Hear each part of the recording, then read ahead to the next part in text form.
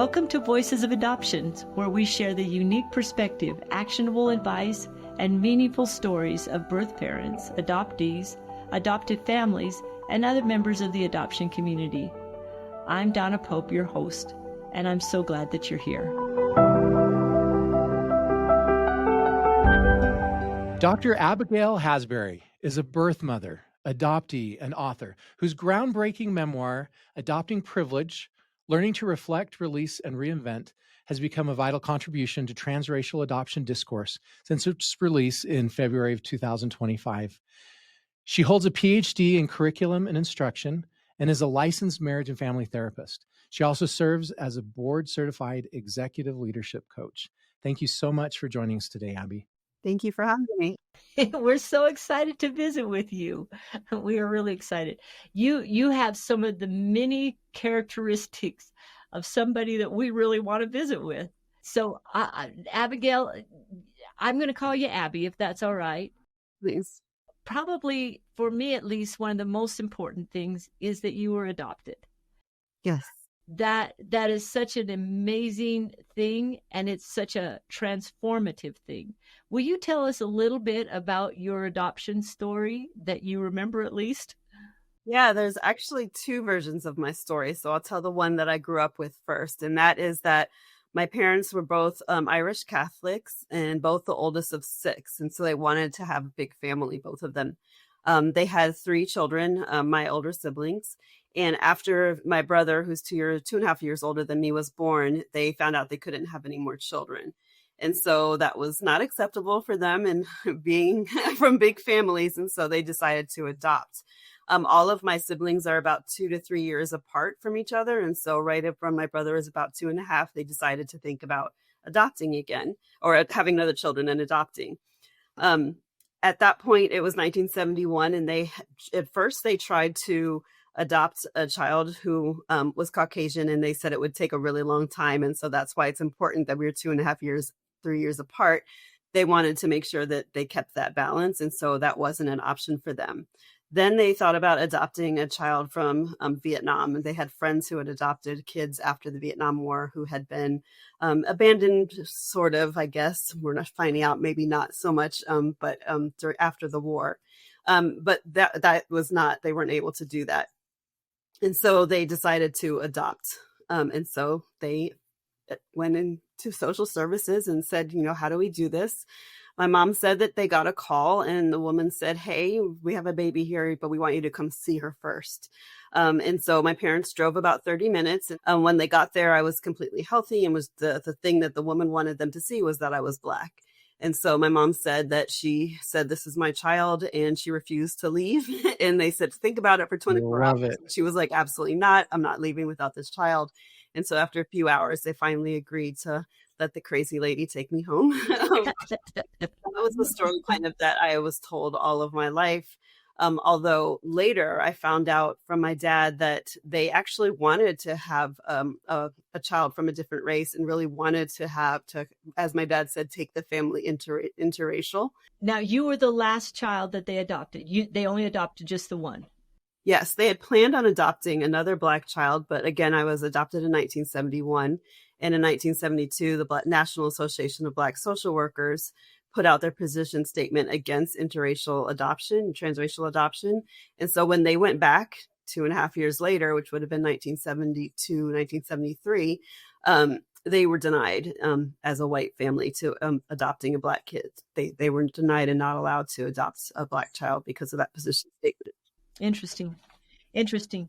So one of the things you focus on in your book and in your life was what it was like being raised as a Black child in a white family. Tell us. So people always ask me, what was it like? I'm like, I don't know, because I don't know any different. Yeah. It was just like, but it was very interesting, specifically because my dad was a college professor who wanted to teach and not publish. And so every 3 to 5 years we moved. And so it was a lot of picking up and moving in new communities and getting to know new families. So I spent first through third grade in Egypt, which was a different kind of experience. So as I was kind of developing my identity as an elementary schooler, I was really developing an American identity and not a Black identity, not an adoptee identity, nothing. It was like that expat American identity. And that was the first thing that I remember, is just feeling very American. When we moved to Miami in fourth grade, I went to a very predominantly white, very affluent school where my mom taught. She was an English teacher in private schools. And that's when I really started to think about my identity as a Black person and as an adoptee, but not so much as an adoptee, because my mom taught at the schools where we went. And so it was never a conversation about being adopted, because everyone just knew. They knew my entire family, and it wasn't a question. We never talked about it. It was just like, that's just who our family is. But I remember feeling very disconnected from Black community, and really feeling like it was almost like the Black community was on the TV screen, and I couldn't get in. I could see it, couldn't get in there and be in there with them. And so around seventh grade or so, I really did a lot of work on my own to find Black friends, and luckily, that was the early 80s and BET came on television. And so I was actually able to really interact with Black culture through videos and music in a way that I hadn't been able to before. That was important to you. Yes, very important to me. It really did feel like there was this whole culture and community that I didn't have access to. And I felt like I deserved to have access to it. So you didn't look in the mirror and say, I don't know why I'm Black. I'm really white inside. You looked in the mirror and you said, no, I'm Black. Yes. Yeah, definitely. So there were times when there were certain features. I wanted longer hair. I wanted like blonde flowing hair at some point when I was in elementary school. But beyond that, yeah, I never wanted to be anything other than who I was. And so let's talk about your siblings. How did your siblings feel about this? I don't think we ever really talked about how they felt about it, at least as kids. We've talked a little bit since then, at least with my brother, but I don't think that I think they thought it was cool. My mom used to tell a story about how my oldest brother had a line of friends outside of our house to meet the new Black baby. And so it was kind of like this cool thing, like an interesting thing, but I don't remember them ever feeling any other kind of way about it. Sometimes they teased me about the music that I liked. They were very Beatles and Rolling Stones, and I was very like Michael Jackson and New Edition. So sometimes they teased me about that, but it was never anything malicious. So as an adoptive mother of African-American children, what advice would you give me and many others in my situation? The thing that I love to say to adoptive parents is that you have to love your child's culture just as much as you love your child. And so just embracing yourself as much into the culture as you do into your child's activities, sports, all of those things. That would be my biggest word of advice in order to really bridge that gap. How would you recommend doing that? Yeah, that's what I was going to ask. That's a great question. Yeah, so that is just like you would love art. It's thinking about Black art, Black music, Black culture, books, really getting into the culture of whatever race your child is, and making it part of your daily life the same way that we do when I lived in Egypt, we went to Greece during the summers, and I loved everything Greek, Mediterranean foods, like all of that. It's no different. It's that love of another culture that for some reason is not encouraged, or even like, it's not something that people say when you're adopting a child of another culture, is that really, if you're going to adopt this child, before you adopt the child, make sure you love that culture just as much. And so it's really just embracing and making sure that your child's experience is not one, and if it is one of where they're the only one often, which I always was, that you also immerse yourself into having that same experience where you're the only one in their culture. The subtitle of your book is Reinventing My Adoptee Narrative. How did you reinvent your narrative? I think that because we moved so often, the reinventing thing was a thing that was like always an opportunity as a new country, a new state, a new city all the time. And so I learned how to just become like who I wanted to be and change that. And so for me, reinventing my narrative is a process of first like reflecting on all the things that have happened to me over time in order to heal them. releasing the parts of it that don't serve me, and then deciding who I want to be and reinventing myself and embracing who that person is. And I think it's a process that I've done over and over and over again. So I don't want to jump too far ahead, but kind of keeping this in mind, you're now a therapist. And so you're working with people, I'm assuming, that are adopted, and you're kind of helping them through that. Tell us some of your philosophy to do that. Yeah.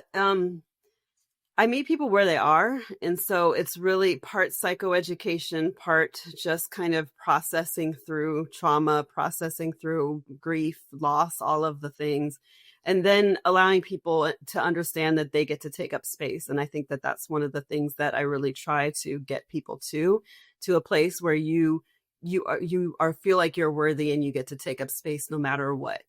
But really, I think the thing that I see the most in therapy are people who have attachment. I don't want to say issues. I would just say attachment differences.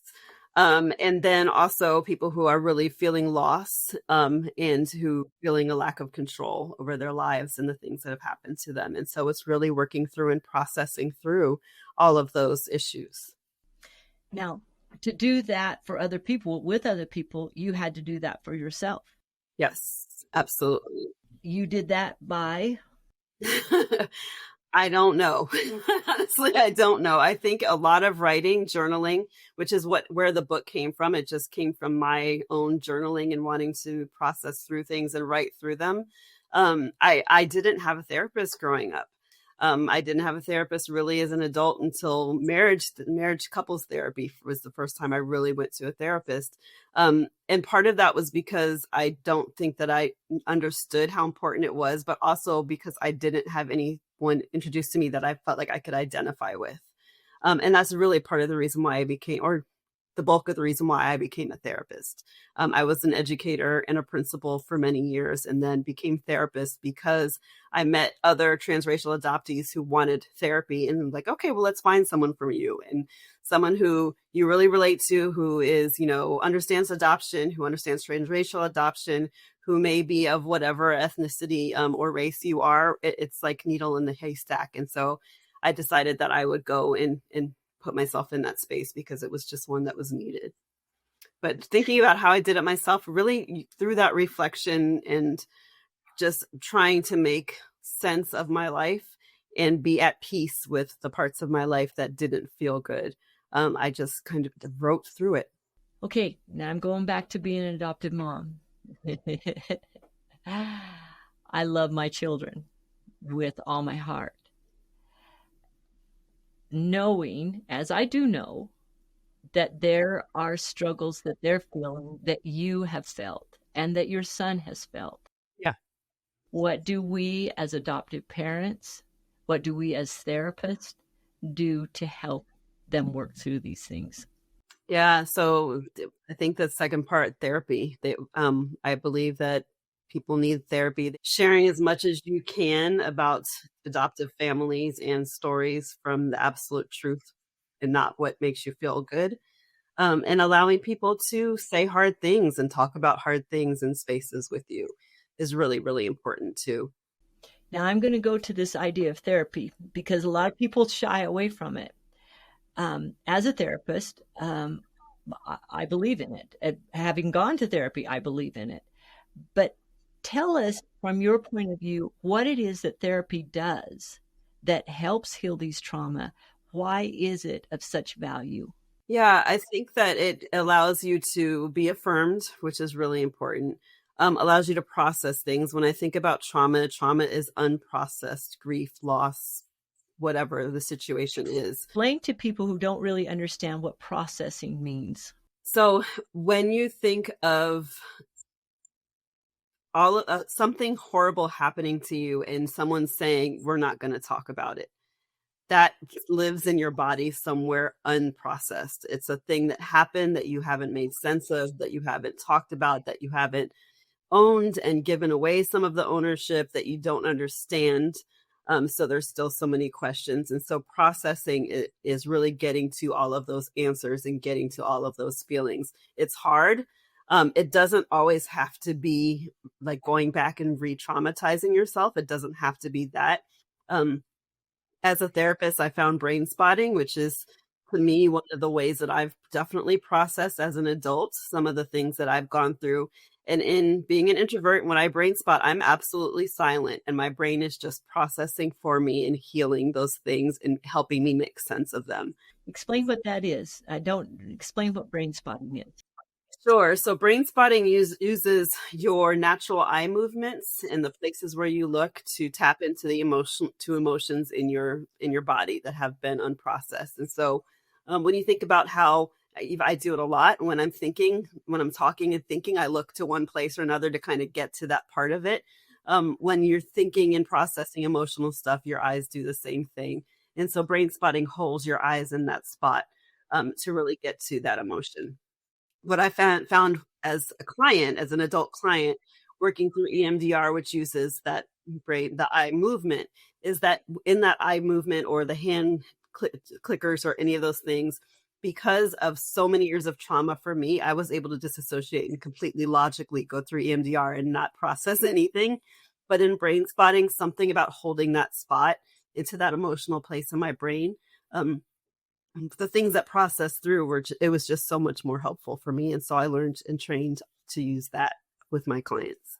So one of the things that you struggled with, and you didn't go through therapy because you didn't find a therapist that you could relate to, because therapy really only works if it's that relationship between the client and the therapist. And so the importance of finding a therapist who understands these principles it's really important. Yes. Yeah. When I meet clients for the first time, I talk about how it's a lot like dating. And so I say, we're having this 15-minute consultation, but it's really you deciding if you feel comfortable with me, if I feel comfortable with you, and if we're going to have a relationship where we can feel safe together.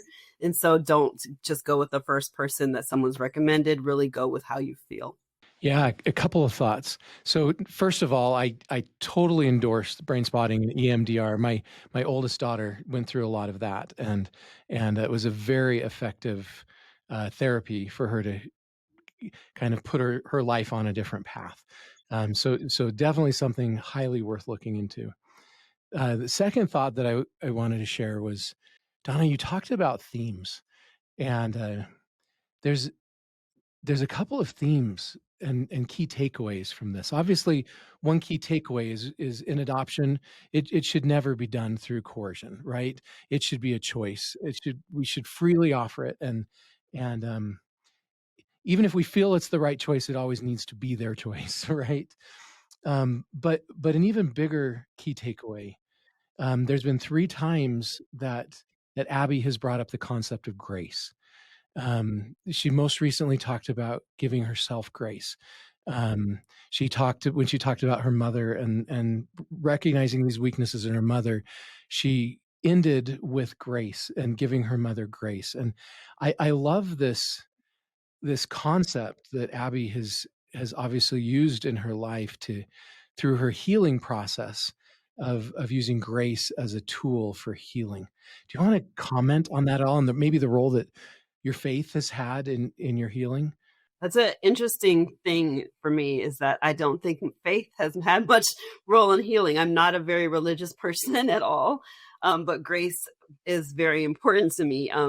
I think I said in the beginning, my parents were Catholic. My mother was raised very Catholic and decided to do the opposite thing with us. And so she introduced us to religion and allowed us to make our own choices. And so I was not in church and did not read the Bible, but still had these very strong ideas about people, how we treat people, about kindness and about grace that she instilled in us without religion and without faith, which is very interesting.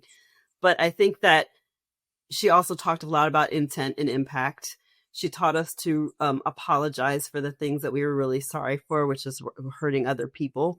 And so that allowed us to give ourselves grace in that way too, in just the words that she taught us how to apologize using.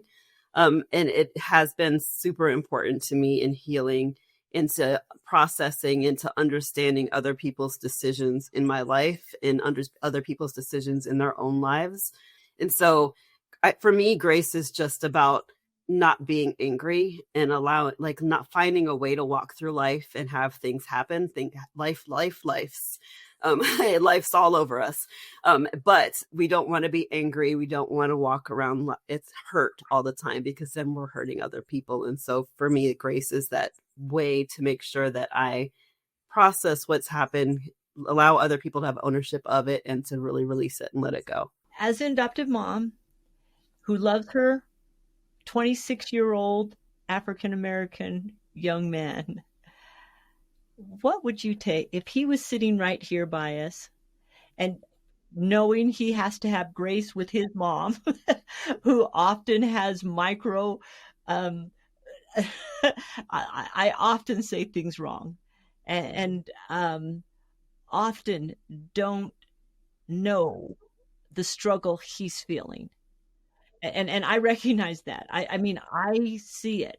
I see some of the microaggressions that he experiences, but I know I miss so many more.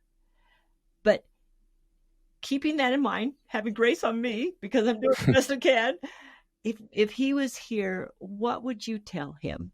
So one of the things I tell my clients all the time, whether they are adoptees or birth mothers, is that you get to be the center of your world. And so you get to decide what you need in life, but you also get to decide on boundaries. Boundaries should not hurt the other person. And really, if a boundary is done well, the other person doesn't even know that that's a boundary. And that's one of the things that I navigated really well with my mom. But really looking at intent, like giving words and affirmation to impact, but really focusing on intent is really important. But also being willing to step out of comfort zones and take up space. And so if what he needs to do is to find himself culturally and find people who are racial mirrors to him, like absolutely do that. He gets to take up space and be who he needs to be, but also he should really think about the intent of you and the fact that you do love him and that you're there for him. Abby, this has been such a joy to visit with you. It's just been a joy. It kind of in some ways hurts my heart because it matters to me, and I see myself as so deficient in my ability to really understand in the way that I would like to. Now, working with adoption, we place lots of children, African American, with Caucasian families. I would like to give them advice, but I know that advice is just words, and it doesn't mean anything until it means something. Yeah. How can we in the adoption community do better to give people experiences? I loved your statement when you said that you need to love the culture. Well, I didn't even know the culture, much less love the culture. And I have learned to love it more because I love my son. But you're recommending that we actually do it the other way around, that Absolutely. We love the culture. We love African-American people. We love whatever. I mean, if I'm going to adopt from Vietnam, that I love the Vietnam people, that I'm going to adopt from Brazil, I love the Brazilian people. And even though we in some ways bring them out of that culture and into a different culture, that draw is still there. That draw is still there. And we as adoptive parents need to both acknowledge it and be happy about it. Yes. And welcome it. And if we don't, then in some ways we're diminishing a part of this person who we love. Am I saying that right? Yes, absolutely. And I think that even part of it is language. And we talk about transracial adoption and transracial adoptees. We don't talk about the fact that the family is now multicultural. It's just this one person who's different and not the whole family who's now changed and has another part to them that's cultural. So when my parents got married as Irish and Polish, they came together and they celebrated both parts of them. Abby, several times in talking about therapy, you've mentioned taking up space. that Wow. that your clients or people coming need to learn to take up space. Now, I have to laugh about that because my oldest son is 6'4". He takes up a lot of space, and in fact, the statement was made that he takes up the air in the room, because when he's in the room, he's in the room, and he takes up a lot of space. But that's not exactly what you're saying. You're No. you're saying that. Well, why don't you explain what you're saying? You'll do it better than I. One of the things that I've noticed with almost across the board, if I'm thinking about it, all across the board with all of my clients who are adoptees, is the notion of people pleasing, of making themselves smaller, of being grateful, all of those things, which are actually the opposite of taking up space. And so it's allowing them to be the center of their own world, like to say, like, you are the center of your own world. It is okay to be that, to be you, to like what you like, to think how you think, to speak and say things and take up space, to just really stand in your own presence. And they have, I don't want to say taught, but there is some feeling that they're not allowed to be all of themselves within their adoptive families. And so that's a lot of the work that we are undoing as adults, is that you get to be all of yourself no matter what. And I work like that's not just transracial adoptees, that is adoptees across the board that I've worked with. That's really interesting. One of my neighbors runs a camp for kids that are struggling, and they go out in the wilderness, and all those camps and stuff. And he commented that the vast majority of the people that go into these camps are adopted.